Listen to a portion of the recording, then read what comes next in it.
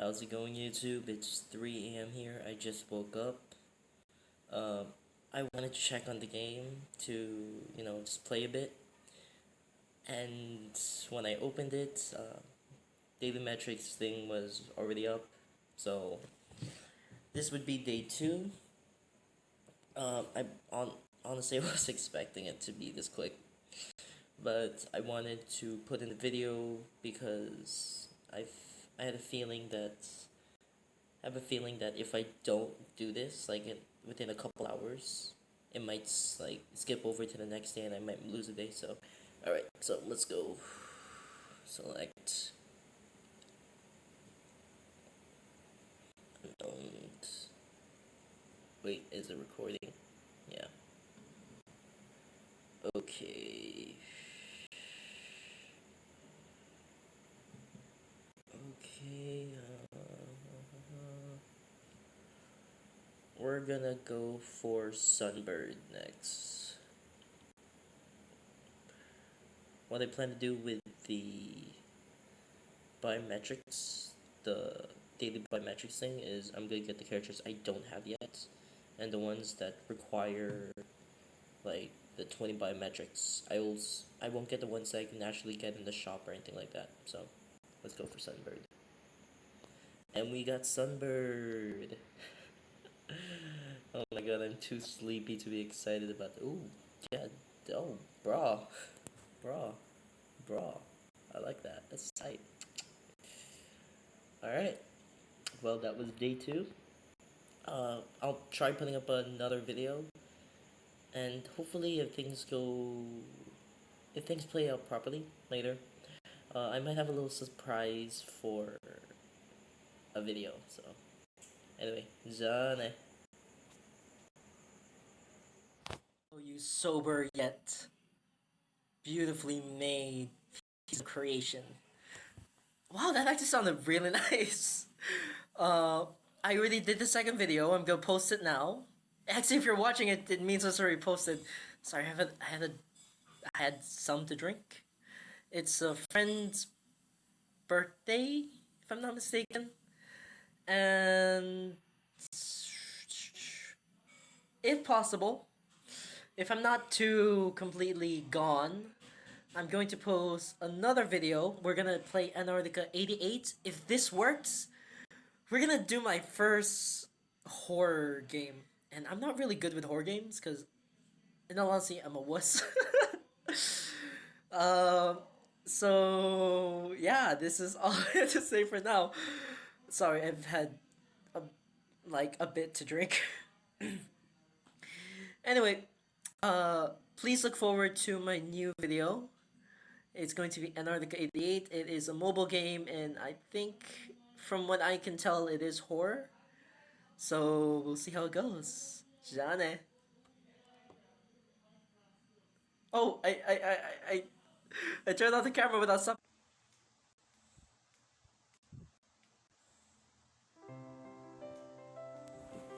Alright guys, story time. I'm going to name this one That Moment When I Decided to Be Free. That moment I decided to cut it completely off. When I was growing up, I always kept it short. It was always well kept, clean, and short. And just a little backstory about me. I grew up on an American base in Japan. That was from my early childhood all the way to my early teen years, before I moved to the Philippines.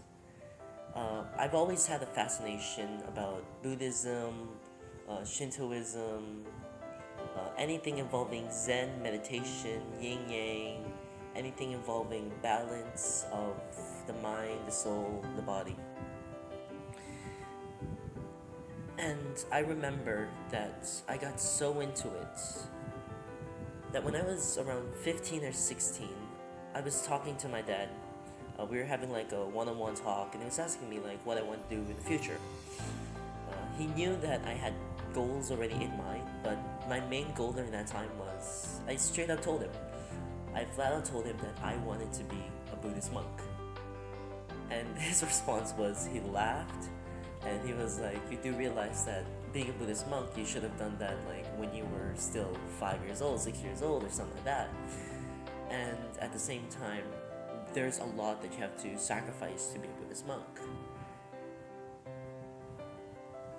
And I understood what he was talking about. I mean, I learned enough about meditation. I learned enough about calming myself. I learned enough about the, not really doctrines, the universal laws, like the golden laws that Buddhism follows. And there was one law I was having such a hard time with: the release of materialistic gain, the release of any connection. Well, not really any connection, but your main connections to a physical being. Because of Buddhism, I was practicing how to be kind and charitable and humble to anyone I would meet, even if that got me into trouble, which in all honesty was reckless on my part. But hey, I was a kid. I was dumb, I was stupid, I was just a punk ass kid. But like I said, I was really having a hard time with releasing a materialistic connection. And there was this part of me that it wasn't really of fear, it was more of something creeping up in my mind, where I knew that if I cut it off, if I just went with it, I would completely lose something, but I would gain something. And it wasn't like enlightenment. Actually, maybe it was. But it was just one of those aspects of... I was hesitant. I was very hesitant. And it wasn't from my anxiety, it was just the fact that I didn't know if I could do it. And I tried talking to people about it, and people were like, "Oh, well, you're kind of insane if you do that." And there were some people who were supportive. They were like, "Yeah, just cut it off, and just see how it looks."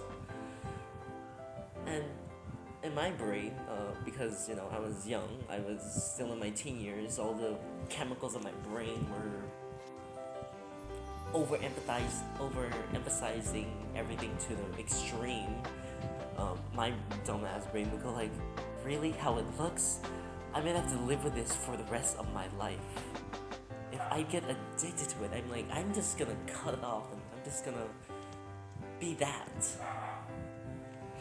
So, in all honesty, I procrastinated. I procrastinated for about 2-3 years, and during that time, I was looking into getting my own apartment. I was talking with some friends, and we got drunk, and I decided to mention this to my friends, and my friends were like, "You know what, if you're so scared, you're drunk anyway, so why don't we just do it now? We'll just grab some scissors and we'll just cut it off." And I was like, okay. So they got so close to me with the pair of scissors that I freaked. I legit ran out of the house, and I hid behind like this weird statue, this weird altar that they have in the Philippines. It's called a grotto.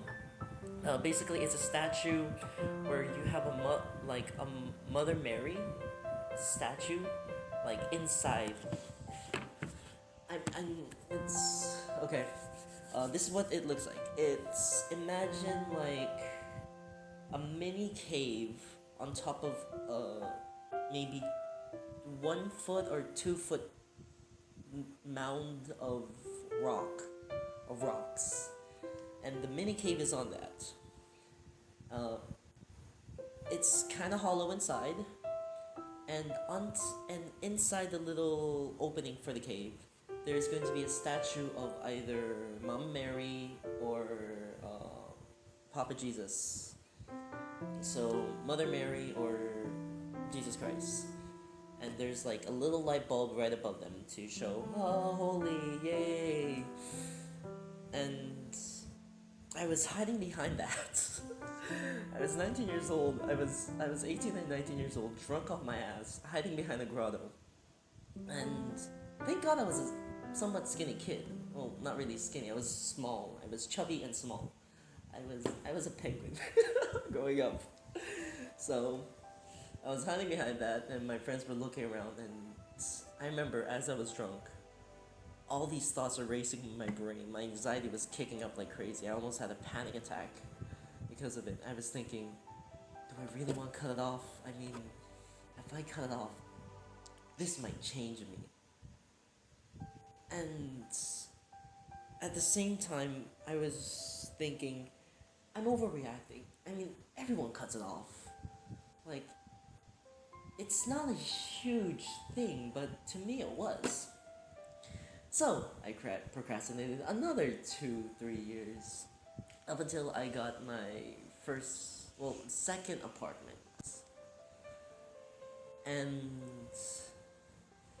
I remember I woke up around mid-afternoon, maybe around 2 to 4-ish. I didn't have any work, so I woke up and I was outside. I was walking outside on the streets, like, cause my apartment was maybe 3 to 5 minutes away from the main street of one of the major roads in Angles. If you guys don't know where Angles is, it's a place in the Philippines where it's somewhat a city. I can't really call it a city because I don't see any skyscrapers. I don't see any huge infrastructures like that. They consider it city here, but I still consider it like somewhere between an up-level town, small city kind of get set up. Anyway, so I was walking around, and I was generally just walking around, watching things pass by, looking for something to eat because I woke up because I was hungry. And I will never forget that I saw this Asian dude in an orange attire, and he was selling beans. And I thought my mind was tricking me because I pretty much drank like the night before, so I thought I was hungover and I was hallucinating or some nonsense like that. So I went up to the guy, and as I went up to the guy, I realized, holy shit, this dude is a monk. And there was this part of me that's, I don't know, I fangirled, I freaked out. I went up to the guy and I was asking him. I was like, I didn't ask him in the native language here, Filipino. Like, I didn't ask him in Tagalog. I didn't ask him Kapapangan, anything like that. I legit went up to the guy and asked him, "Oh my God, are you a monk?" And he just looked at me, and I realized this guy is probably not a monk. But in my brain, I was thinking, dude, he's dressed up as a monk. This might be the first monk I'll ever see in my life. Oh my God, I was such a dork back then. So, so I tried calming myself down because this guy was kind of backing off. I think he was thinking like, oh, this little Japanese dude is like going up to me speaking English, and he's kind of freaking me out. So I tried calming myself down, and I asked him like, excuse me, what are you selling? And he showed me what he was selling. He was selling like these little beads. They're fake jade, I guess. But I was like, you know what? You're a monk. I knew for a fact that he wasn't a genuine monk, but in my brain, I was thinking, this guy's a monk, he is a monk, he is a monk. For whatever anyone says, I don't care, he is a bloody monk. So I decided to buy the beads. I bought like maybe 5 of them, if I'm not mistaken. Yeah, wait, 1, 2, 3, 4. Yeah, 5 of them, because I kind of gave the rest away. And so I bought the beads, and I messaged my friends, and I was like, "Yo, guys, I just saw my first monk ever in the Philippines." Blah blah blah. And my friends weren't believing this shit. I mean, come on, like a monk in the Philippines, that's so far fetched, even for my ass. Unfortunately, I didn't really think of taking a picture as evidence, but I was just like, no, guys, it was a monk, blah blah blah. And then there was something that sprung up in me. There was something inside of me that goes like, this is a sign. This is a sign for you to do it. So I did it. And I did it after a couple days pondering about my fate with this fake monk that I will forever believe is a monk no matter what anyone says. I do not care, he is a monk. I did it after a couple days. I cut it all off. And let me tell you, it might sound weird, but it was the most freeing thing I did during that time. I mean, I looked at myself in the mirror when it was gone, and there was this initial thought of me going like, oh my god, it looks so weird. I mean, I know I'm Asian, but when it's gone, it looks weird even to me. And I was freaking out. I was touching it. I was trying to think that if I rub it enough, it's gonna grow back. And I was genuinely freaking out because I was thinking I'm gonna live like this for a while. But then there was that gush of air from the air conditioner from where I was. And when I felt that gust of air, it was so cold, and I was like, I did it. I actually did it. And I did not regret it at that moment. It was so freeing. It was like a part of me was just a breath of relief. And I was just, you know what? It's okay. I don't care how it looks. It was my decision, and it was a very interesting moment for me. So yeah, I think I was enlightened at that moment. I think it kind of boosted up my confidence just a tiny bit in that moment, which was a big thing for me because growing up I was always set on having pride, not really confidence, which a lot of people knew. Some people had like little inklings of that concept of me, but they never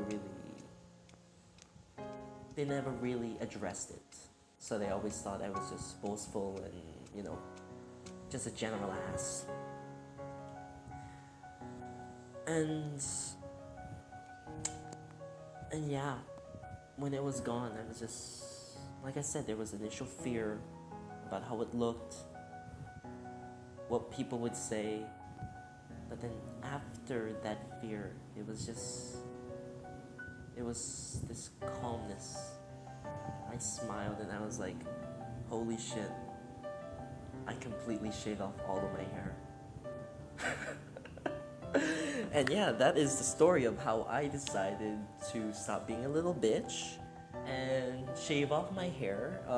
I know there are people who are kind of hesitant to do it. This is, in all honesty, this is not me telling you guys to shave off your hair. It's just a little experience I had. Nowadays, I keep my hair very long because I was told from a lot of people that the reason why I didn't like my hair because it was growing out unevenly. Like, my hair would grow up very straight when short. So about maybe 4 to 5 inches, it would grow very straight. Like, I would have like a fuzzy, spiky afro. And I never really liked how it looked, so I would always style it with wax, gel, mousse, anything in general, just to make it look presentable in my eyes, which I would always go for an anime kind of style. but a lot of people, but whenever it was gone, I would always hide my hair because I generally just didn't like how it looked. And I started realizing that from a lot of people's perspectives or words, they were saying that the reason why your hair is growing like that is because you would always cut it when it was growing out. And I honestly understood what they were talking about, because I was the kind of person that I would wake up one day and then I would look at my hair, and even if it wasn't long or short or whatever, my initial thought is, I don't like it, I want to get rid of it. so in the middle of nowhere, I would go out and get a haircut and go back to square one all over again. Not completely bald like I did with the story, but enough to make it look as though my head was flat, because I grew up with a flat top when I was young. But nowadays, like I said, I keep my hair pretty long. I'm trying to get it down to maybe my chest area so I can braid and ponytail it. I'm trying to go for a Jason Momoa kind of look. I was inspired by his hair. His hair just looks free and he looks like a lion. I want to be a lion. But yeah, that is all I have to tell you guys about for the story. And hopefully you guys enjoyed it. I'm going to see if I can market this, and I enjoyed this story time. It's kind of nerve-wracking for me, but it's fun. Anyway, Johnny.